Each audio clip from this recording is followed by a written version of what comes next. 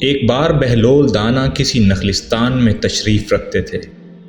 ایک تاجر کا وہاں سے گزر ہوا، وہ آپ کے پاس آیا، سلام کر کے بہت ہی ادب کے ساتھ سامنے بیٹھ گیا اور انتہائی ادب سے گزارش کی، حضور تجارت کی کون سی ایسی جنس خریدوں جس میں بہت نفع ہو؟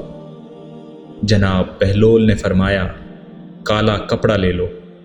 تاجر نے شکریہ ادا کیا اور الٹے قدموں چلتا واپس چلا گیا۔ جا کر اس نے علاقے میں دستیاب تمام سیاہ کپڑا خرید لیا۔ کچھ دنوں بعد شہر کا بہت بڑا آدمی انتقال کر گیا۔ ماتمی لباس کے لیے سارا شہر سیاہ کپڑے کی تلاش میں نکل کھڑا ہوا۔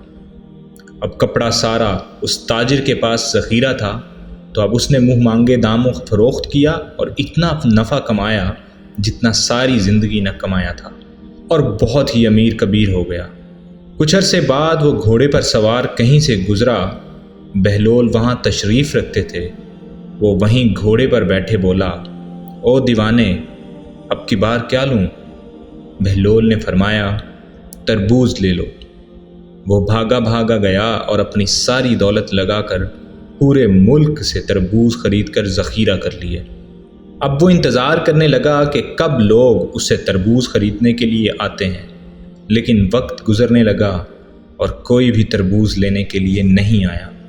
چند ہی دن بعد اس کے سب تربوز خراب ہو گئے اور وہ کوڑی کوڑی کا محتاج ہو گیا۔ اسی خستہ حالی میں گھومتے پھرتے اس کی ملاقات بہلول سے ہو گئی، تو اس نے کہا، یہ آپ نے میرے ساتھ کیا کیا؟ تو جناب بہلول نے فرمایا، میں نے نہیں، تیرے لہجے اور تیرے الفاظ نے کیا سب۔ جب تو نے ادب سے پوچھا تو مالا مال ہو گیا، اور جب گستاخی کی تو کنگال ہو گیا۔